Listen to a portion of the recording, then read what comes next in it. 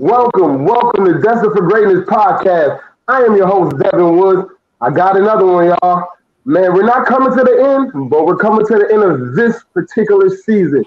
And you see all of these black kings right here? These are all young men and grown men, actually. Excuse me, let me change my figure of speech.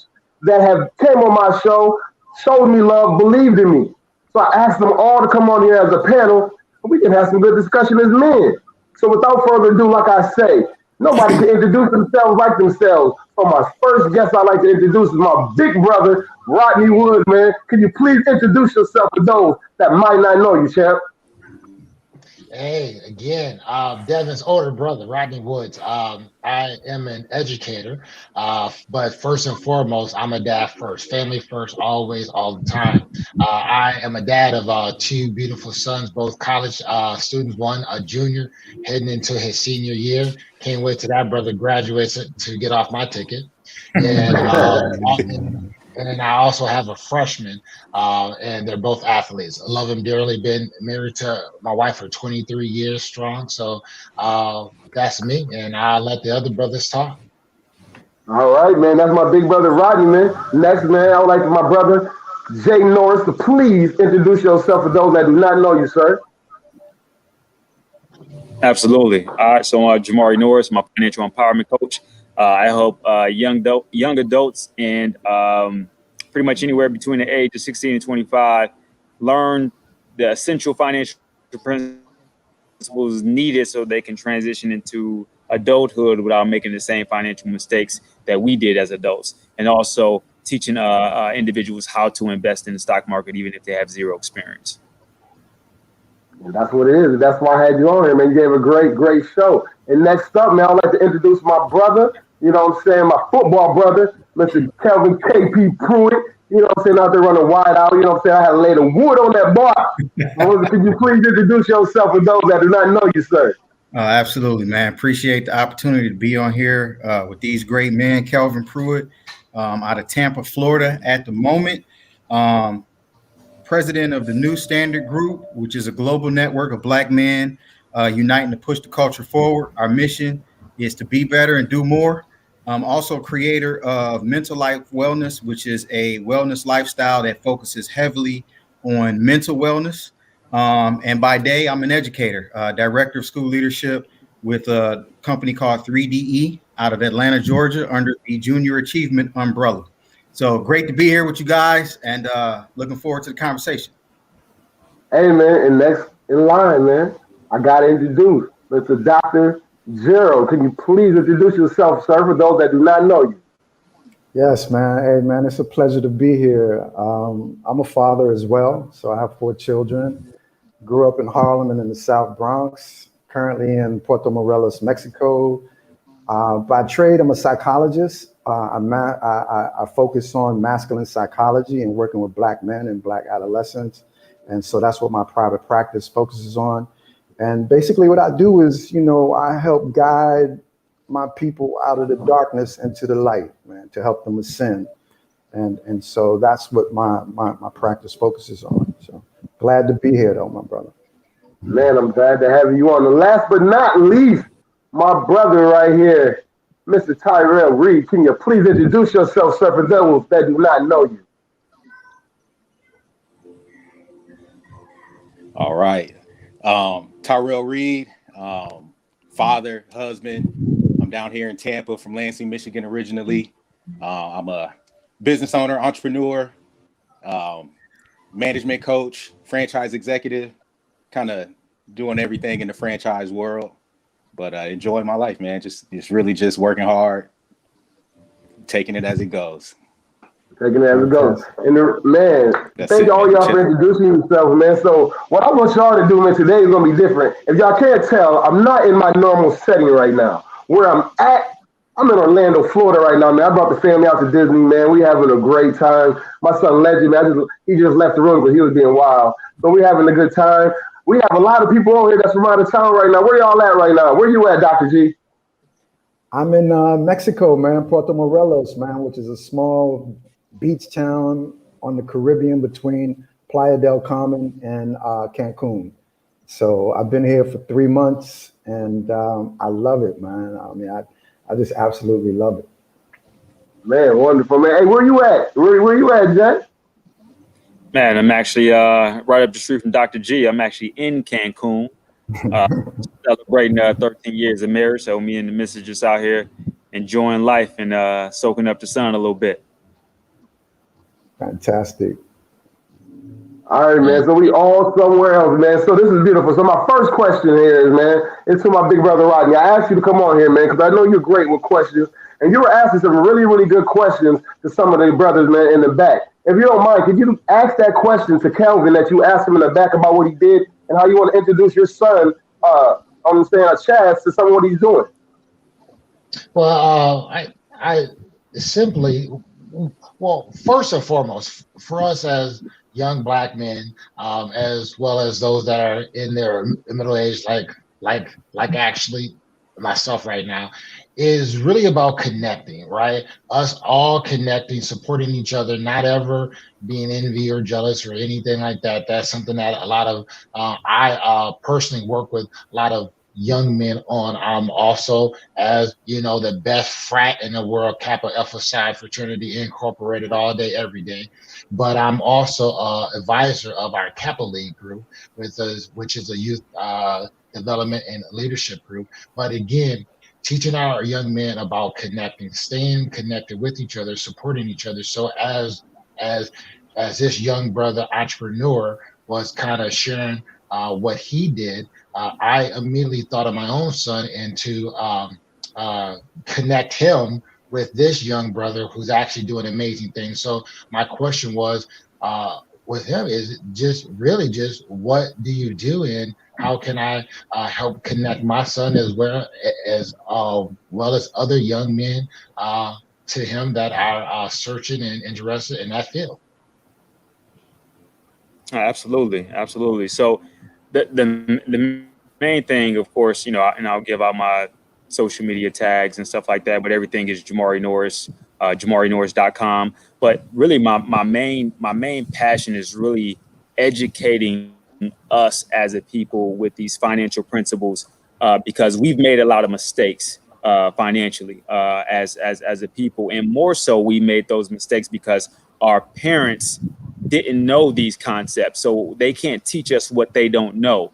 But as we grow and as we grow in knowledge financially, it's up to us, and we have an obligation to teach our youth, the ways of money and credit and finance and investing and entrepreneurship and real estate and things of that nature, so we can build what we call generational wealth. Because I feel that if your child starts off where you started off financially, then you did your child a disservice. So it's up to us to make sure that we're having these conversations, because money seems to be something that's kind of taboo. When you're growing up, like, you don't ask what people make, you don't ask, like, how much the bills are and things of that nature. But those are actually teaching opportunities so that kids get to understand what real life is actually going to be like once they get in the real world. So, my book that I came up with called Healthy Wealth 101 tackles a lot of those things. There go Tyrell, the book right there. And it really just starts the conversation. It's an easy read. It's a work and read book, so you get to jot down some notes. And I really wrote it as a reference so that you could use this from age 15 to age 50 as a reference to make sure that your finances are always on track from any aspect of what I'm teaching about. So that's really the main thing there. Hey, can I piggyback off of that really quick? Yes, sir. One thing we do with my organization, the New Standard, you can look us up at newstandard.com. The newstandardgroup.com, excuse me. But we have something once a month called Man Talk, and it is a platform specifically for Black men to have conversations that we normally don't have. A large part of that has to do with that generational wealth that you were talking about, Jamari. And so, some of us have, education and information in areas that others don't. It's all about sharing that information. None of us are experts in it, but we still have those conversations. So I think it's super important that, you brought that up and you're reaching down to the next generation of, young adults But I think it's also equally important that some of us as grown men don't know some of these concepts. And so that's the platform that we have created. So you talk about stock market, we're not experts in these things, but we have these conversations. We're moving into real estate investment, which is kind of what I do on the side, my wife and I. So it's super important that as a culture, we are having these conversations and sharing this information, because as you said, most of us, our parents didn't have the knowledge to pass down to us. So we got to look out for each other. Yeah. And that is fact. And so speaking of that with parents, that's a good segue to go into Dr. G. And what he's speaking of was parents. And he speaks a lot about the black man being in the child's life. So in general, so before we can even get to teaching them something, we have to be present. So if you could, there's a chapter in your book, Dr. G, that kind of speaks on some of these things. If you could you talk about that? About how that before we can even get to teaching them, we have to make sure we're even present to begin with. Yeah, absolutely. And the word present doesn't just mean physically present. It means mentally, emotionally, and spiritually present in the life of your child. And so all too often, when relationships and marriages don't work out, sometimes men go through a tremendous amount of turmoil, depression, anger, and frustration, being disconnected from their children. Like so many of us don't really understand the power of fatherhood and what it's like to be connected to your child and then be disconnected from your child, and the depression that can go along with that. And so it's important to understand that you need to show up and be mentally, emotionally, and spiritually present in the life of your child. Now, that also means that you have to put your mask on first. You have to take care of yourself. You have to be balanced. You have to be healthy. You have to be clear about who you are as well, so that when you show up authentically. You show up in your truth and who you are. And so research shows that African-American men who tend to be more absent fathers, but we have to qualify what absent father is. Like absent father out of the household, that doesn't mean that you're absent out of the child's life, Right. And as a matter of fact, what the research shows is that African-American men have more interaction with their children than do Caucasian men when they are not living under the same roof. So the research shows that. And so we just have to make sure that we're present mentally, emotionally, and spiritually, because some of us, particularly who had fathers and maybe our grandfathers who grew up and were born in early 1900s, they might have been present physically and they might have been present financially, but they was not present emotionally. They was not present mentally, So what this young generation now is critical, particularly with the attempt to kidnap them mentally, emotionally, and spiritually through technology. So many children are so deep into technology, learning these social skills and developing these skills are critically important. Yes, sir. And that goes to my big brother, Rodney. Yep, I was going to ask you, because you always say that. That's something that you always have said. So go ahead.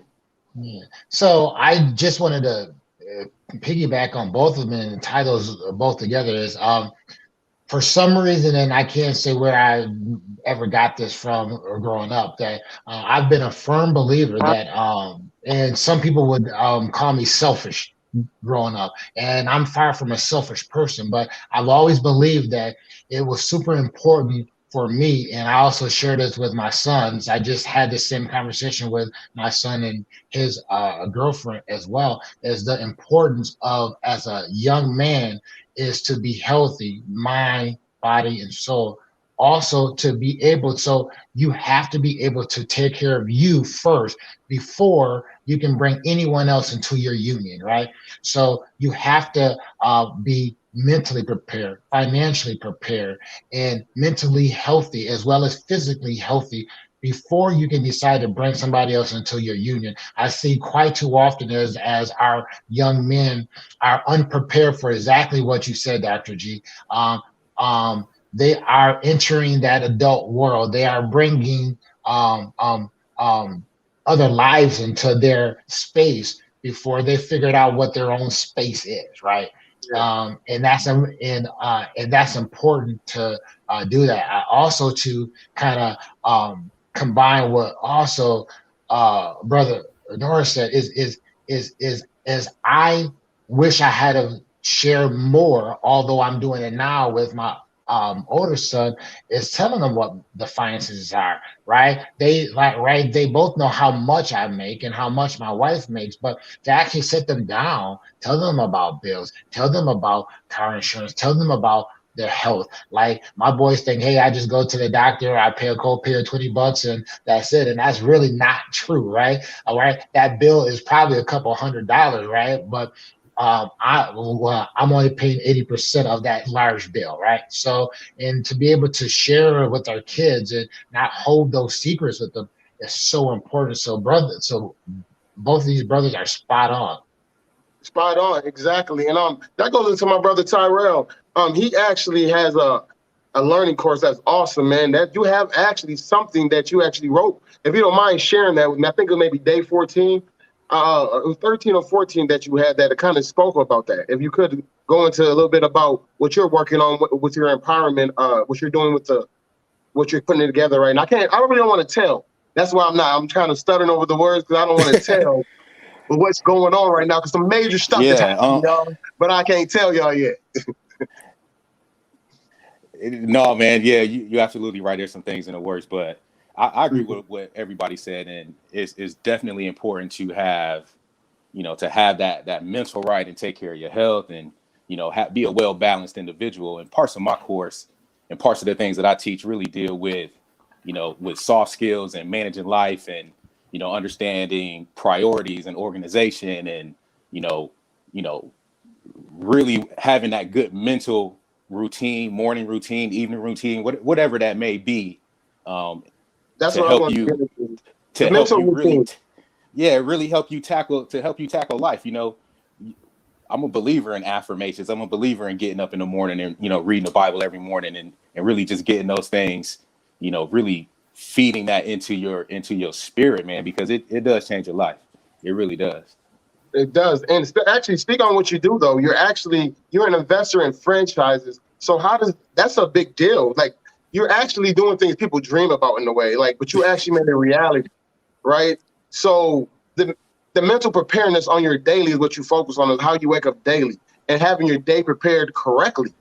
And I think a lot of young men right now are not doing that. I think, like you said, Dr. G, they're slaves to the technology. They wake up. We all do, but at least we got jobs. They just wake up and go straight to their phones with really nothing going on right now. Like, they don't want to they don't want to walk, ride a bike, get on the bus, go to the mall. What do these kids want to do? So how do we get the young youth attention, Jamari? In your mind, how do we get the youth attention to want to talk about stock? How do we get their attention to want to talk about being into franchising or being a doctor or a principal? How do we get their attention? Well, I think the main thing, and I'm a piggyback kind of off that mental thing first before I jump into that question, because I think that's very vital. That's not something, I think mental health is three things that I say that you should always invest in. And that's your financial well-being, your personal development, and your mental health, because mental health is probably one of the most important, because I tell people you can't pour into somebody else from an empty vessel. Like, you're going to get to the point where you're either going to burn out or you're going to be empty. And it's impossible for you to be, especially as Black man, to be a head of a household, to be a husband, to be a father, if you're constantly on E. So I think that morning routine, and I'm a firm believer of that, because I'm getting up early before the kids get up, before the wife get up, because I want to be proactive instead of reactive. And if I can pour into myself, get my affirmations in, get my my reading in and what have you, and then meditate for about 15 minutes, even though it's just a 30-minute piece, but it's enough to just that I'm dedicated to myself. So now I can go out and take on the world, because as Black men, people are depending on us more than we may know, or more than the world knows. So it's imperative that we pour into ourselves, because it's easy for us. We're all taught when we grew up, like, men don't cry, we don't show emotions, we just take it, we grind, we work, and that's it. But at the same time, we have to be able to be at a level mentally that is stable for us, so we can pour into others. Now, as it relates to, getting others to want to, or the younger generation to want to get into this finances and things of that nature, I think the main thing is, especially when I talk to kids in high school, they want money. All right, that's the number one thing that you have to, because you got to compete. You got to realize you got to compete with the dope boys. You got to compete with the bangers. You know what I'm saying? Because they getting money. So if I can show you a way to get money that may not be the traditional route of going to college and things of that nature, because let's face it, college is not going to be for everybody, but I can show you a trade. I can show you an investment. I can show you some real estate and show you how to produce that same money that you're looking at, so you can accomplish whatever your financial goals are without taking the illegal route, if you will. So, I always reference like same money or more.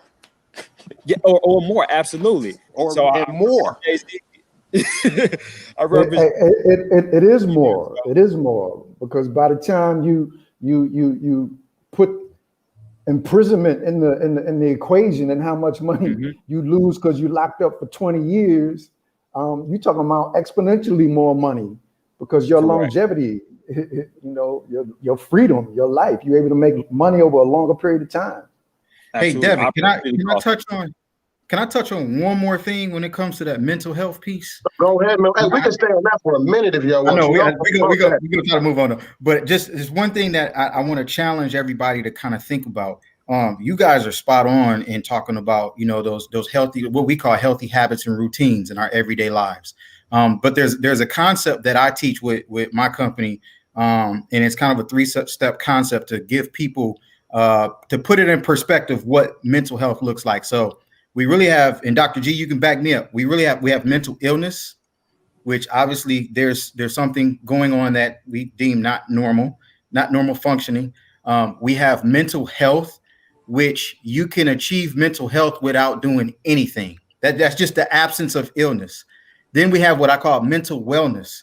And what you guys are doing in your everyday lives, that's mental wellness. That's what I try to get people to understand and to incorporate in their daily life. Don't just settle for being mentally healthy. You can do that on your own. Do things that put you in a place of mental wellness, so that when those stressful situations that are going to come, when they arise, when they show themselves present, you have the tools to still maintain where you normally are. And can you give me an example? Hey, can you give me at least 2 or 3 examples, please? Oh, absolutely. I mean, we are our parents, right? And or we're all husbands. That's normal stress. And so a person that's on the lower end of mental health, where they're teeter-tottering with borderline depression, certain things can send them or trigger them where it puts them in a bad spot. But if you're doing things in your everyday life, or you have healthy habits, like for me, I like to go work out. Like I could be in the worst mood, and if I go work out, I come home, it's like it never happened. That's a coping mechanism for me. That's a healthy habit for me to get my mental wellness where it needs to be. And a lot of people don't understand, we're talking about hormones in our bodies. So those things that make us feel good, some people's coping mechanism might be going to eat some ice cream. Go eat some ice cream and you good all over again. But it's just understanding ourselves, understanding when we're in a place of stress, and how to come out of that by having healthy habits and routines that make us feel good. And that's the state of mental wellness. Dr. G, how close am I on that? Yeah, man. I mean, what comes to mind is this metaphor. So like using the terms that you're speaking about, mental health. Mental health is like having a job, right? Like you can go to job, you get paid and all that. But mental wellness is being able to manifest your dreams and your destiny. You know what I'm saying? Like I tell my clients, look, you coming to me not to be the same way that you was, but you coming to me to be more powerful. You coming to be stronger. You know what I'm saying? So like I tell people to come to me to get on top of your game, because that's where I'm gonna take you, to be on top of your game. And so it's very interesting that once you step into the domain of mental wellness, you can play with the universe. You know what I'm saying? Like you can move things around and see how the cause and effect, the principles of cause and effect come into play. You can see it. There's evidence of it. And mental wellness is being able to manifest your own reality. You know, so that's the metaphor that I would use. You could be mentally healthy and you could go to work, and you know, you have people that go to work for 20 years and then they flip a switch and shoot everybody up, but they was mentally healthy for 20 years. They ain't kill nobody. Hey, But, that's what they say, doctor. They say those people have their heart attacks on their way to work. Yeah, but mental wellness, man, when Norris and Tyrell and Rodney speak about, you know, not only the mental aspect, but the spiritual aspect, because once you go into wellness, you start going into multiple dimensions of experiences and reality. And ultimately, we are here to manifest our destiny and our reality. And you're going to do that whether you're conscious of it or not. It's just being a conscious creator. You know, are you creating consciously is the point. What scares me is, you know, and I see guys in my industry all the time, and, you know, a lot of folks have, you know, busy family life and, you know, kids and school and projects and all these things going on. And they use work as an escape from the busy home life. To me, that's scary. That's the start of that downward spiral. Yeah, you may thrive a little bit on the job when you do that, but what are you risking when you do that? Can y'all talk about some of the, you know, just some easy, healthy ways to cope with that stress at home versus just trying to pour it into something that's ultimately not going to really do the trick for you? Well, the scary part about that, and I agree with you, the scary part about that is what happens when you're no longer going to that job, when you retire. And it's similar to athletes, similar to like professional athletes. They've been doing something all their lives, and now, you know, they hit that age, they retire. It's like, now what? So that preparation and really having multiple things in your life, you know, that you can practice and have those habits to help you maintain that balance is what's important, in my opinion. Absolutely. I mean, look, mental health to me is very, very important in a lot of different categories, especially when it comes down to people, depression. When people do outlets, you know, I'm an activist of recovery and alcoholism, and I find out a lot of people turn to substance abuse for their self-medicate, and that's been like that for generations. But when you do that, it opens up the door to have more unhealthy relationships. You know, because now you're infecting other people with your sickness at this point. So that's why I tried to fight for the sobriety so much, is because once I seen what it did to me, the clear mind me, I don't think the same. And that's what, and I wanted the clear thinking makes better decisions. So, you know, and a lot of our young people, I'm so concerned about them because their thought processes are cloudy. What they make important is not really what's important in life. Everything is glorified. And it's like, I mean, the murder is glorified. Drugs are super glorified right now, being the user and not the dealer. So all of the things are happening to my little nephew that's 22 years old. You know what I'm saying? I'm looking at him. I'm worried. You know, not for him, for his generation. Because of what was pumped inside of him is not the type of excellence that you guys bring. And like you said, they're competing with the dope boys, Jack. We got to stick on that. And that's what they're looking at, and that's what they're trying to be. There's so many kids trying to be something that they're not right now. Correct. And also, somebody had made a comment about like social media. So not only you competing with the dope boys, but you competing with this falsified image of social media people are portraying.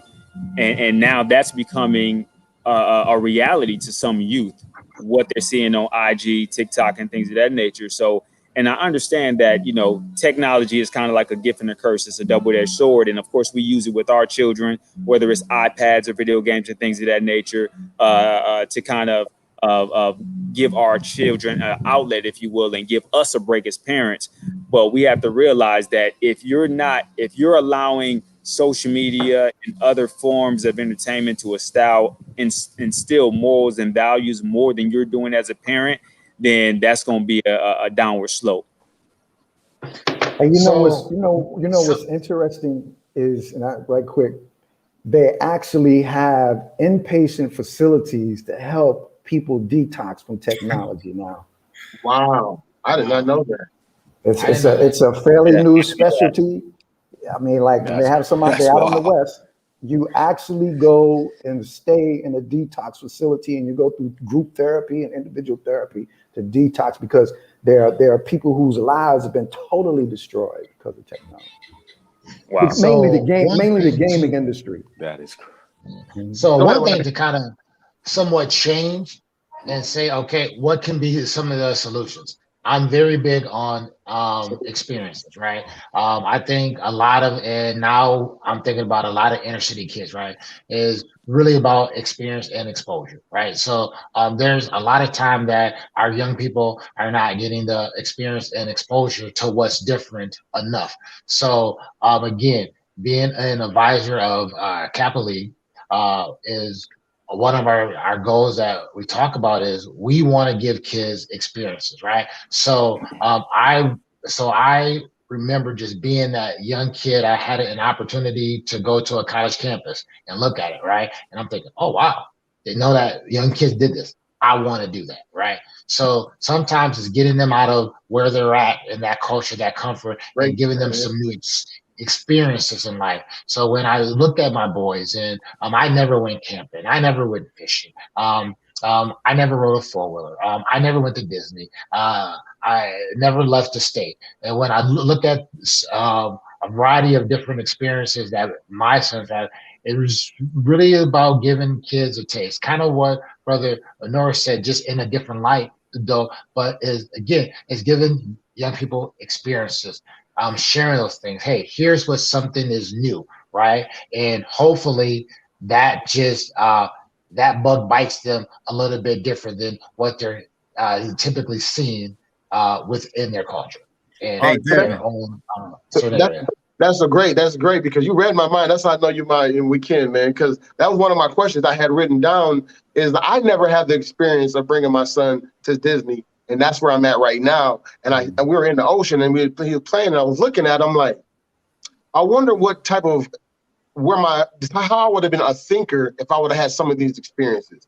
He's been out of the state multiple times. He's had Six Flag experiences, now Disney experiences. So my question is to Tyrell, being that I remember our interview saying that you came from the Baker Block in Lansing, Michigan, man. So what's some of the experiences that you have given your child, that you look back and you're like, man, I've always wanted to do this, and now you're giving your kids this opportunity, man. And tell me how important you think that is to be able to give them that opportunity.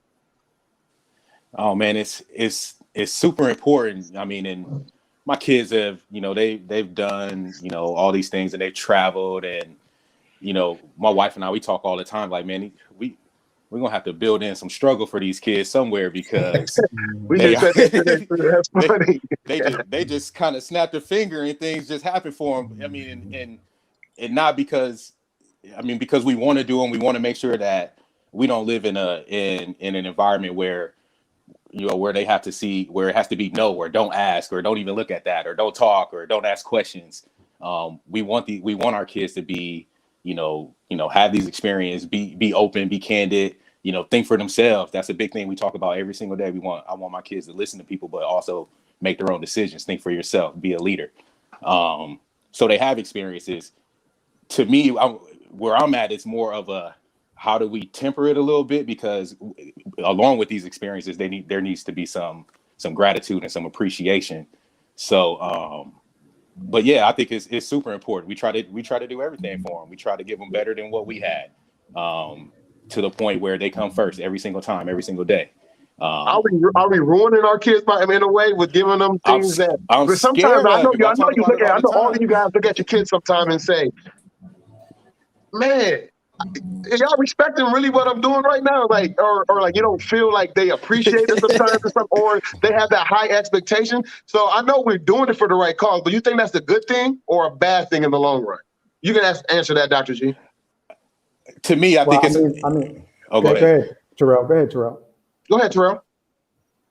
I was gonna say, one thing that we try to do is really just be open and candid with them. Try not to say no, but say yes, but this is how we're gonna do it. Taking that rich dad, poor dad approach. Like, yeah, you can get it.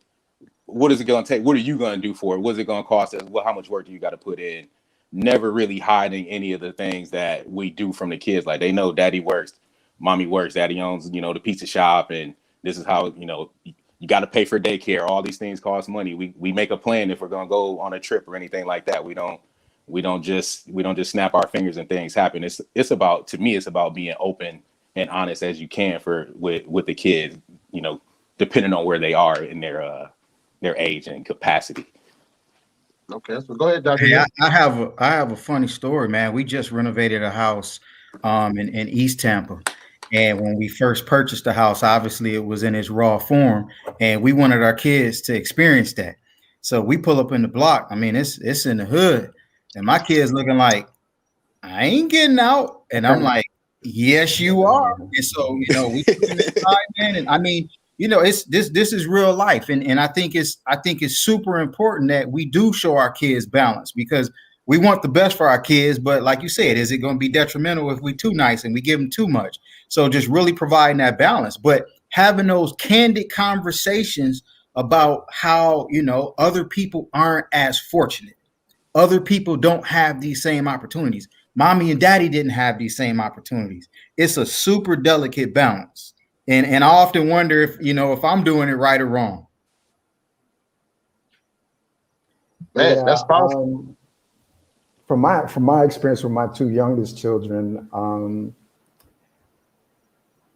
they're pretty humble and appreciative, you know, like I'm very grateful for that. So like that's not what I'm experienced. Like I gave last week, I gave both of them my credit card to go on Amazon and order some stuff, and they stayed right in within the amount that I asked them. Now I wouldn't have done that when I was a kid. My father gave me the credit card. I'm doing my thing. So, but what I do want to add to this part of the conversation, because I think Rodney asked a very important question, or said something that was very important. I think that one of the greatest things that we can do as fathers is to expand what masculinity is, and to allow our children, particularly our sons, to have an expanded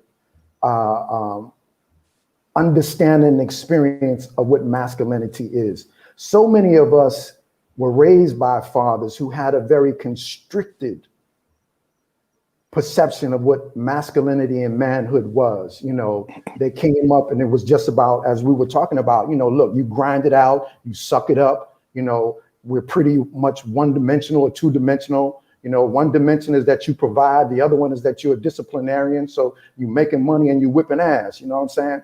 And so many of us came up with fathers like that. And so I think one of the greatest things that we can do is to expose our sons, particularly, and our daughters, because then they're able to assess the men that come into their lives to see how multidimensional they are and how secure they are in their masculinity, is that we expand our manifestation of what masculinity is. So we're not just put in the box. Some women are just put their husband in the box of the provider and the disciplinarian, and you become constricted. And so I think one of the things that we can do is give them access to a healthy exposure to what masculinity is. Can you give me one example of what you mean by like you said, a wife can constrict her husband to being the provider? What other roles could he play and still be masculine in that form? Well, from leadership, okay. Leadership in every domain. You know what I'm saying? Leadership in terms of communication, leadership in terms of parenting, leadership in terms of protection, right? Leadership in terms of the environment and the energy that you bring into the house and the energy that you keep out, right? So these are areas of masculinity, of healthy masculinity, that we can expose our children to. Physical fitness, diet, understanding the concept of masculine beauty. You understand? Because on earth, masculinity is beautiful. When you look at the gender of most species on the planet, it is the male that is the most adorned and beautiful. So teaching our sons and our daughters that masculinity is not physical strength only, it's also being beautiful. beautiful in your energy, beautiful in your aura, beautiful in your glow, and taking care of that. I'm gonna tell you, I'm 66 years old, right? And most people don't think I'm You that look good, old. brother. You know what I'm saying? Yeah, I feel good. I feel good. But I've never been overweight. I've never been unhealthy. I've always taken care of myself. People that know me know that I take care of myself. Because one of the things that my father told me was that, like, yo, you know, masculinity is beautiful. And Europeans in Western society have taken beauty out of masculinity. And there's this very distorted concept of what masculinity is.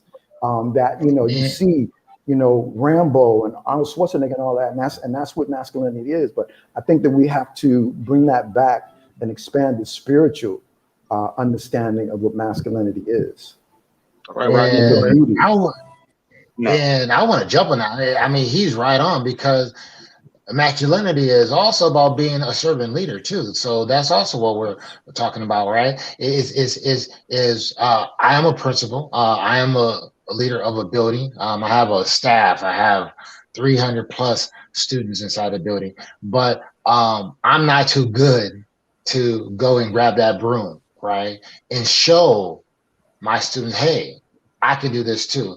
I am not too good to bend down and pick up that piece of paper on the ground. I'm not too high up to wash those windows, right? I also think how we present ourselves on a daily basis, how we are, our physical appearance, how we handle ourselves, how we dress. All those things are all signs of masculinity, and someone is looking. So me being in a school, and when most people ask me, what do? I tell them I am in the kid business, right? I am in the business of kids, and kids watch. Kids watch. Our kids watch, other kids watch. They watch what we do, and what we say and what we do and how we handle ourselves are all forms of showing them, here is what a man should be doing. So what we do every day, somebody's watching. So I think Dr. G, you're spot on. You're spot on with that. Go ahead, Kelvin. Go ahead. Excuse me, Dr. G. Just very briefly, because I think this is important. In the context of marriage, in the context of being with your woman, masculinity is critical, because all too often what can happen in the context of marriage, particularly being parents, is that the pendulum for women swing into motherhood and away from womanhood. Now, like, for example, what Tyrell was saying, what scares me is when he sees, what he was saying is that what scares me is that when a man pours himself into work, right? So he's not pouring masculine energy into his woman. So where's she at in terms of the polar spectrum, in terms of marriage, womanhood, and motherhood? And so when we talk about having healthy masculinity in a relationship with a woman, she requires that energy. That is what helps her to maintain balance. Otherwise, she becomes very stressed out, you know. We're going to get on to that next. Go ahead. Right. Yes, so that's all right, important. Did you have anything to say on that subject, Kelvin? Are we moving forward? Are we talking about the marriage, or are we still talking? No, I thought you were trying to interject that one time. Well, yeah, no, I was there. You had asked us to think of a question to present, and Rodney had mentioned, experience and exposure for our next generation. And again, I think all of this information is stuff that we have to somehow find a way to pass down, not to just our offspring, but across the board. But one question I had written down, and I wanted to ask you all, because, we are dealing with some generational, challenges, some generational curses. And so my question to you all were, in everything we're talking about right now, how do we pass this down to, the next generation that don't belong to us? And how do we compete with the environments that they currently live in, and many of them are birthed in, to change how our culture is, to change some of the generational curse, to break some of those, some of those curses and remove some of those challenges? How do we compete with those environments? Go ahead, Jamari. I think that I think that exposure is key. I think anytime we have an opportunity to expose children to something other than what they're used to, and I know you're saying how. So just to kind of give you an example, like with me and Tyrell, and I don't know if you had went KP on the Black College tour. So with that exposure, that's the only reason I left Michigan to go to Jackson State University, is because I was exposed, because the faculty and staff of Lansing School District exposed us to something that we had never seen before. Because other than that, I probably would have been working for GM, right? And we all know how that panned out. But that exposure, just seeing, and it's not even something that necessarily has to be cultivated all the time. It's really just about planting the seed, because even though we went on that Black College tour, that thing still with me for the rest of my life. And I ended up, of course, going to Jackson State and graduating and going on. But if I hadn't had that, who knows what direction that my life would have went in. So I think that just being the example, and anytime that you get the opportunity to expose them. So just like I go into schools and exposing these children and these youth and young adults and adults to, aspects of finances. And this is not something that we're reinventing the wheel with. These same principles have been around since the dawn of the ages, but because we're not exposed to it and I know that, then I feel that it is my job to at least enlighten you, maybe, give you a book or something that just spark that seed to get you on the right direction that could potentially catapult you to the next level of where you're trying to go. So I think it's all about just really seizing the moment, because it's not always going to be something that is going to be super calculated. But anytime that you have the opportunity, whether with me, with youth, it doesn't necessarily me coming to speak to somebody. If I have the opportunity to sit down with my sons and their friend, or just get somebody on the phone like Rodney, say, hey, I might have to get my son on the phone with you, then that's the opportunity right there, because I never know what fire that's going to light in that individual that could spark, the burning of a whole forest. That's all it takes. So just taking advantage of opportunity is what I see it. Sure, Rodney, and I want to get your take on it, Rodney. And I'm sorry, I just want to kind of provide some more context, because as you know, we can work with these kids every day. We can see them every day, Monday through Friday, and they could be model kids. As soon as they get back into their regular environment, you don't know if they can make it back to school or not. And in my experience in coaching, I coached in Duval County, Jacksonville, Florida, 13 years. And I mean, I literally had kids, we'd be scared when the weekends came, because we didn't know if they was going to make it back. And so when I talk about competing with those environments, we're doing everything we can while we're with them, but then they get back into those environments, and sometimes it's difficult to keep them. So Rodney, I wanted to get your opinion on that. I say there's a billion rocks in an ocean. Can you save one? Right? And that's it. And that's one that we have. So we always try as educators to, we're going to save them all. Reality is let's be real. That's not going to happen, right? But the more we can expose them and give them tangible experiences where they can see and touch and feel, like that Jackson State experience, right, is what then may get them to say, you know what? I want to try something different, right? I want to do something different, right? But if we never gave them that Jackson State experience, we'll never be there. And what I wanted to say, and I hope some of our HBCUs are listening, right? Now that I'm the second oldest one on this podcast, because I'm almost 50, right?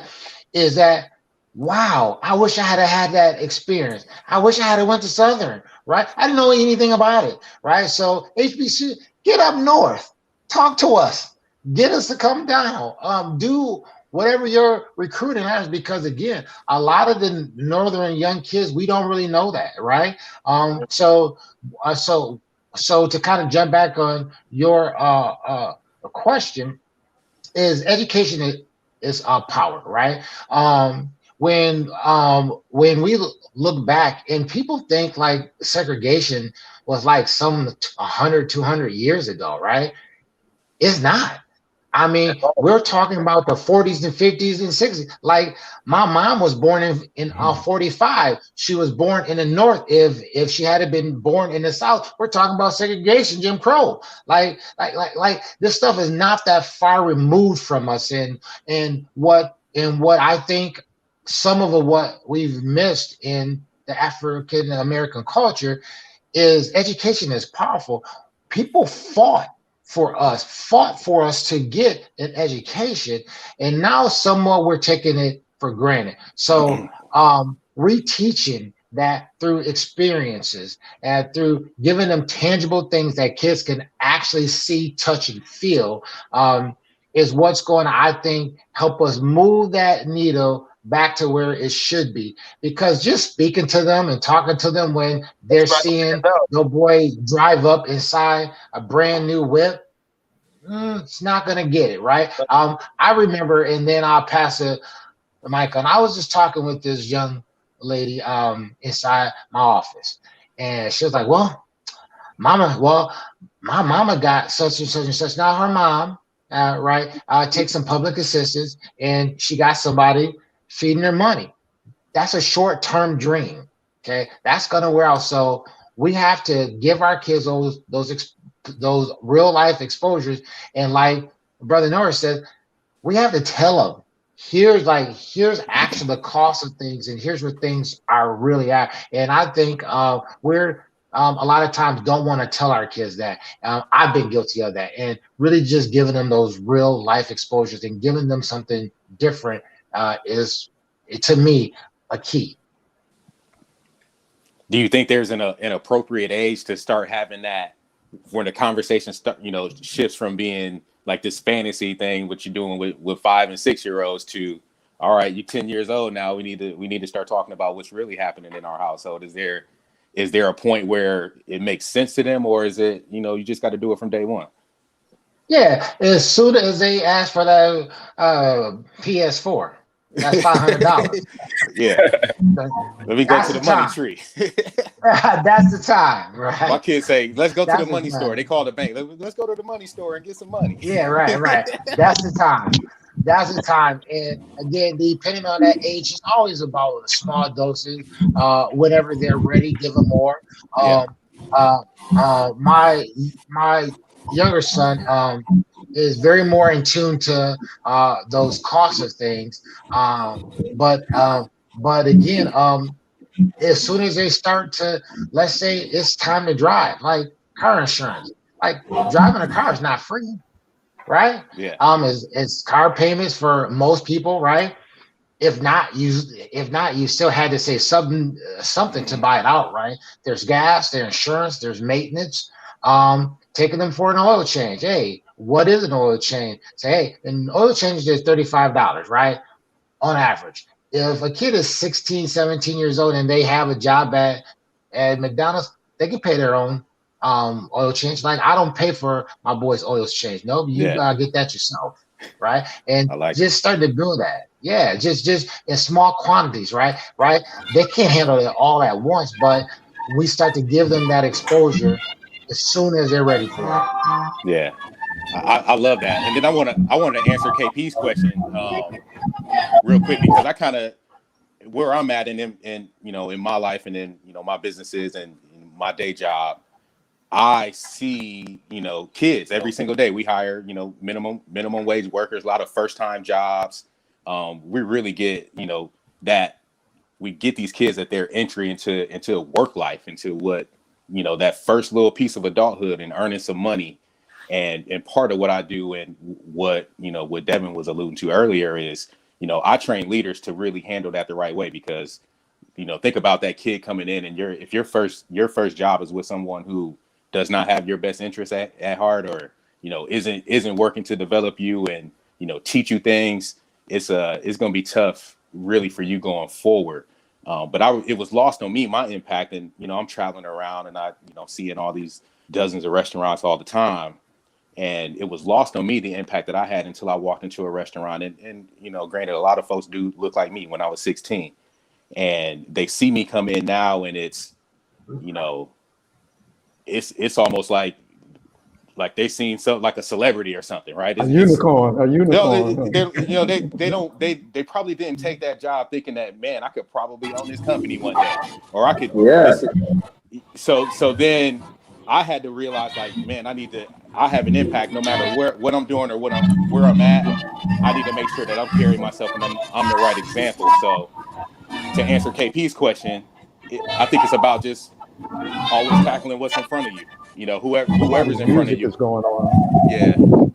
Somebody got the music going. So to me, it's just about, you know, tackling what's in front of you and who's in front of you, and, you know, always walking with integrity and being willing to be open and share. Don't hoard the knowledge. Pass it on. Yeah. Hey, man, thanks like one. Oh, excuse me, Dr. I see we have a lot of new people on here. What's going on today, y'all? It's Destined for Greatness. It's a little bit different. I got a panel of past guests. We're having an awesome conversation right now. We've touched base on many subjects. I want to catch you up. I have Dr. G on the show, Rodney Woods, Jay Norris. You know, I have KP Pruitt on it. I have Tyrell Reed.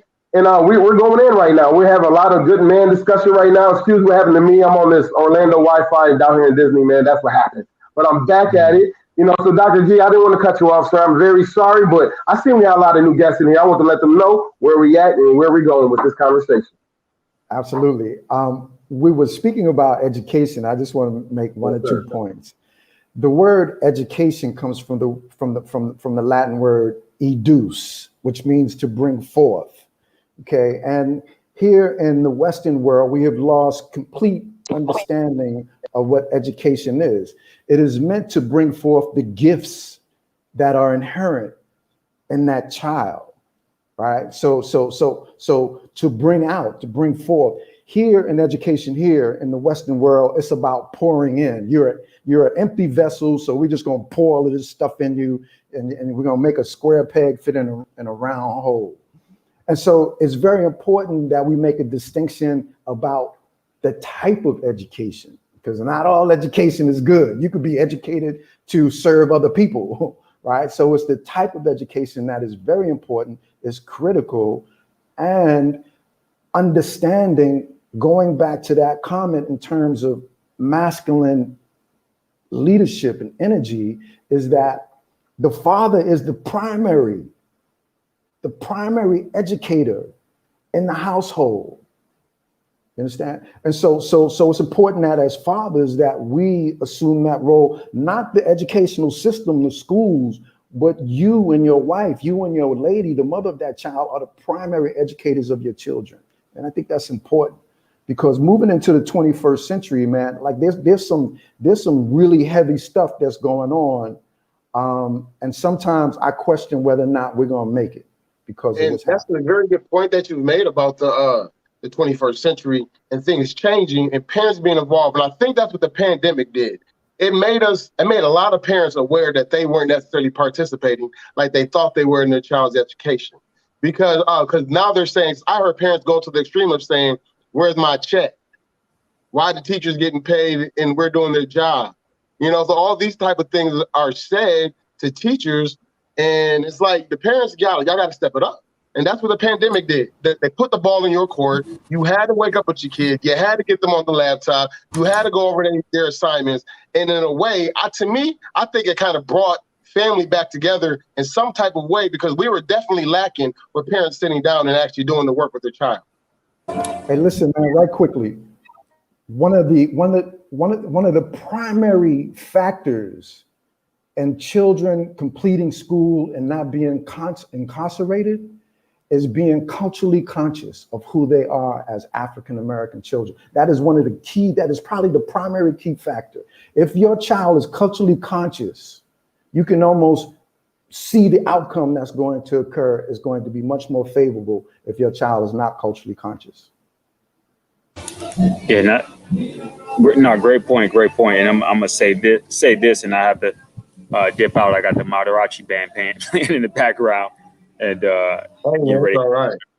but no, I think you're absolutely right, Devin. It did, to me, it exposed us as parents, to be perfectly Yeah, honest with you, because yeah, it really kind of lets you know how involved or the lack of involvement that you were actually in your child's life. Because my daughter is 4, and to do virtual school with a 4-year-old, you have to be there because facts. I got a 5-year-old, so I know. and I didn't realize that, because I was like, okay, we finna do the virtual. It's only for, well, it started off only as a couple of days until, as we progressed, and we were just like, okay, well, this is going to be elongated. But I sat her in front of that iPad, and that wasn't working. And she, looking around like, Dad, are you coming to sit with me? So I was like, okay, let me go over here and see what's going on. And it really kind of forced me to, even after the fact, after school is over, okay, so these are some of the things we need to work on: letters, drawing, whatever the case may be. But it really just kind of put me on notice that, okay, I thought I was doing well, but obviously school, like you said, like Dr. G says, the responsibility is ultimately not the schools, especially with African American children. It is my responsibility. So whether it sticks, and then on top of that, I don't want to go so deep into the education, but of course, when it comes to, like Dr. G said, knowing who you are as an African American, you're not going to get that in the school system. You just, that's up to you as an African American man and woman to teach your children who they are as African Americans. So I'll leave it at that, because I don't want to go down that rabbit hole. But man, I'm gonna get out of here real Oh quick. yeah, I want you to get out of here, but I want you to plug your information before you go, man. And thank you for coming on both times. You my guy for that, man. Shout out to Jay Knows. Give your information before you get up out of here, partner. Absolutely. Look, follow me on IG at Jamari Norris. You can follow me on Facebook at Jamari Norris, and then also my private page, Jay Norris and Jamari Norris. You can go to jamarinorris.com for speaking, financial literacy, the book, free credit tips, the whole nine. Everything is at jamarinorris.com, and then of course, the stock coaching program, you can go to workwithjnow.com if that's something that you want to do as well. So definitely feel free to reach out to me, DM me. I'm easily accessible. I'm everywhere. All right, man. Go enjoy your vacation, man. Go out there with that band and have a good time, man. Absolutely, man. Appreciate it, man. No doubt. Peace, my brother. Definitely. Peace out, Jay. Yep. Peace out, man. Nice to meet you. Hey, man. But the one thing I know about KP Pruitt is that man never has one question. So I might have asked you for one, but I know you have another one. Man, I mean, it's been a lot of good information. I always love to hear the different perspectives. And even more so, I love when it's an OG on. The OGs be dropping that knowledge. So Dr. G, I appreciate everything you saying. Really, I guess I'm interested in knowing for what you all are doing in your prospective careers. What do you think is most important right now that we focus on when we talk about our next generation? I mean, we've talked about, with my group, we've talked about finance. We talked about generational wealth. We talk about mental health. We talk about politics, specifically local politics. But for our age group from 15 to 20, I mean, they're the next ones up. So, and we've talked about, I guess, young men for the most part. What do you all feel like is the most important things we can pass down at this point? I'll go first, so we can let the OGs Tyrell. wrap it. We're gonna wrap this last one. For me and in my world, I think what's most impactful is continuing to, open up the world for the younger folks that are around me. It's not about helping them get to the next level or next position in my business. It's about figuring out where they're trying to go. If you're trying to be an artist or a teacher or a doctor or whatever it is, how do you take yourself from where you are right now to where you want to be, and how can I impact you with that? To me, it's just about helping them understand that what their options are, and then helping them get there. That's big for me. And then learning the soft skills. We talk about communication, empathy. Empathy can be learned. You can learn how to care about a person. Organization, routines, things like that. I'm all about personal growth and just building habits. Absolutely. I think that organization is critical, Tyrell, and I'm glad that you mentioned that. I just want to say I think that organization is critical. I think a lot of our young people fail because African American children learn organization later in age. A lot of times we don't learn organization until we actually go to college, and it's like, oh man, people are doing this, and organizing your stuff. So I appreciate that comment. That organization is critical. And I believe this. I say this all the time, and I say this to my sons, as I say this to my students as well, right?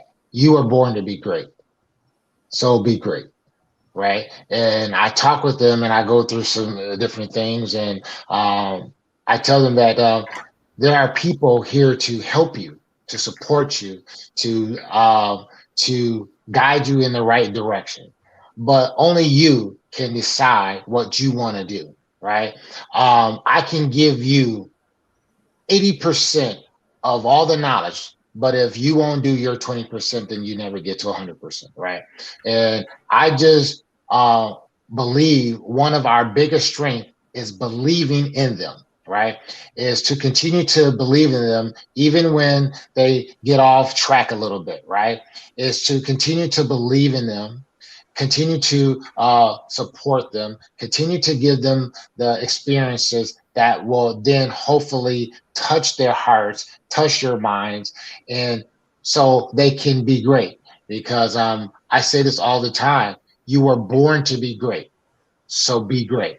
And I believe in power of words. Power of words are huge. Whatever we say to young people, it can take them this way or this way, right? So to always be careful of what we say to them, right? Because they're very impressionable, right? And just continually to believe in their greatness because they were born to be great. Destined to be great, man. So get it. Destined to be great too. I like that. Destined to be great. Yeah, that's right on point, man. That's right on point. Let me share with you, my brothers. A young kid that I know was arrested at the age of 12 years old for marijuana possession. He was arrested again at the age of 16 and fathered his first child at the age of 17. Had been suspended from school twice. So what happened to that kid? That's the grown man that's talking to you right now. So when you say the importance of believing in, continuing to believe in them, that's just so critical. So I was a basketball player, so I had coaches that believed in me, even though I was screwing up. I was a father at 17, arrested at the age of 12, arrested again at the age of 16. But I had some people that believed in me, man. And I just really, really appreciate you saying that, Rodney. And, that's why I just share that, because I have seen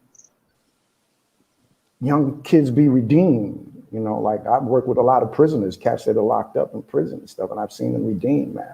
I went through that. I went through that. Fortunately enough, back in that time, they wasn't locked. The prison industrial system wasn't in place. So if that would have happened to me now, I wouldn't be here. I mean, I'd be locked up, right? That is critical, man, just to believe.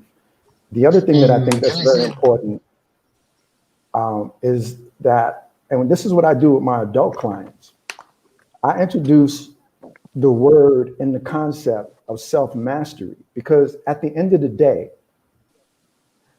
the name of the game is self-mastery. If you can master self, you can master everything else out there. And for me, my definition of self-mastery is disciplining the mind and body for the purpose of spiritual growth and service to others. All right. So to begin to put young people on the path of self-mastery, being self-disciplined physically, mentally, spiritually, and showing them how to do that is part of the education. That's what education was in Africa, right? Rites of passage, right? You had rites of passage. Kids wasn't sitting down in schoolrooms. They was understanding how to use real life skills in real life situations. And there was a clear demarcation between adolescence and manhood. You had to prove that you was a man. Now you could be a male, and we have millions of males, but we've lost all of that. And I think that we have to begin to introduce the concept and the power of self-mastery and what that is. And can I go back and touch really quick, and then I'll pass. I'll be fastest. Is believing in someone to me is so huge. So I was very embarrassed of this growing up. One, I stuttered, always have, always will. So I'm very dialed in when I have to speak publicly. But I also have a learning disability that not until I was around 45, 46 that I really started to say, okay, maybe I'm okay sharing this. Well, I remember my first teacher, Mrs. Donahue. I was a little terror in elementary school, right? Heck, I know how to get kicked out of class. It's not that hard, right? All that you gotta do is just be a fool and kick you out of class, right? But I struggle academically, right? Reading and writing. But this lady just loved me, right? I mean, she just believed, right? And she got me to believe in myself.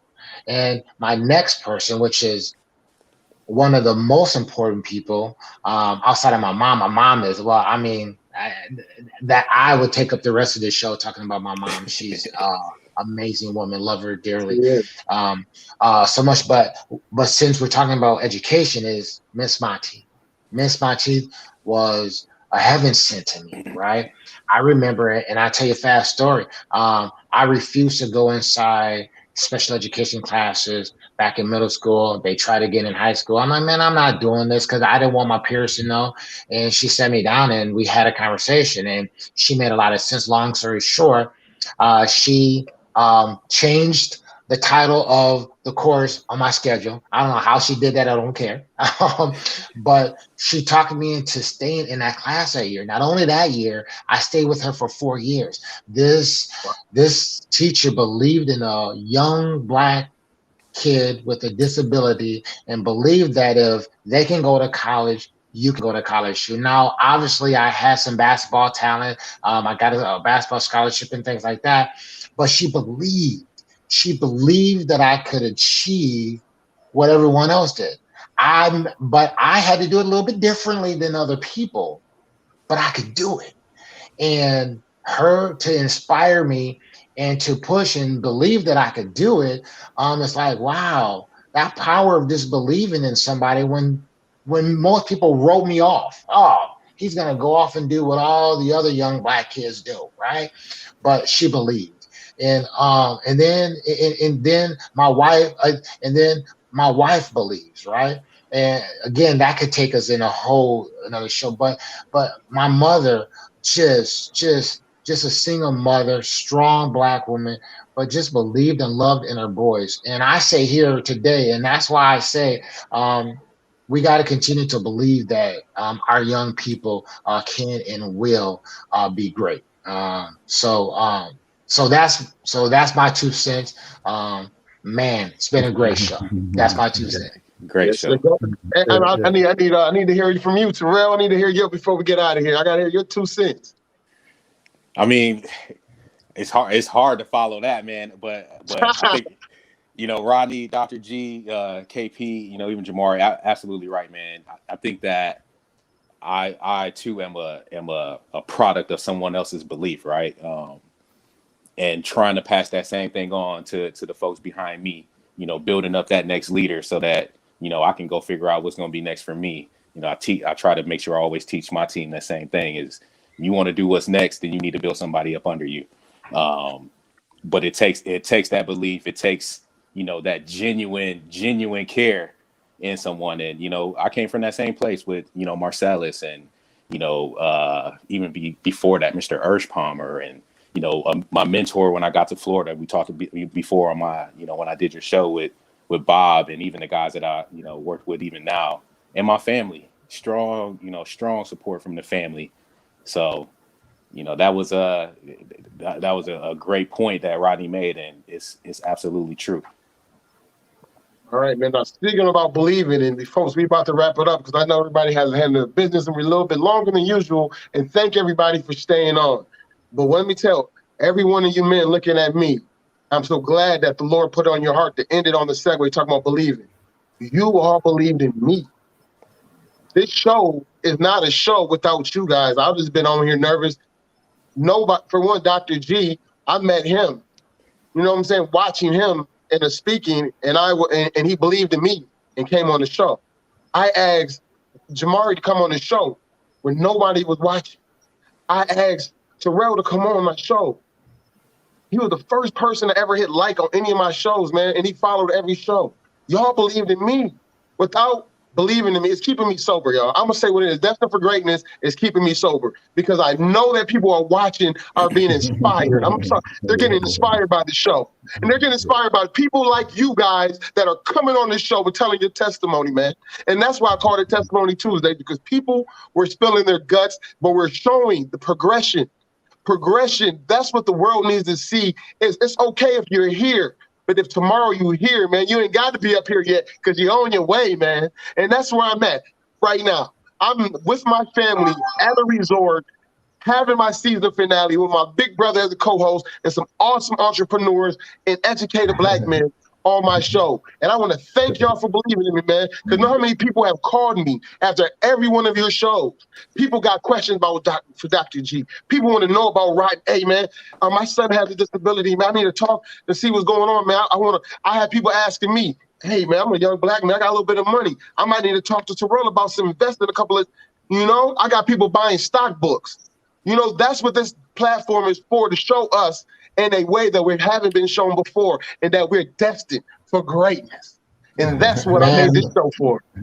Man, and let KP take us home. Take us home, KP. You ain't saying nothing. Take us home, man.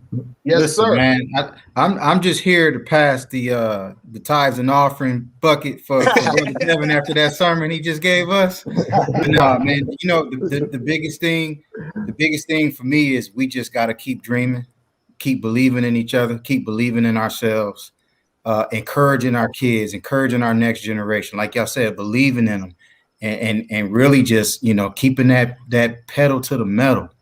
Never stop.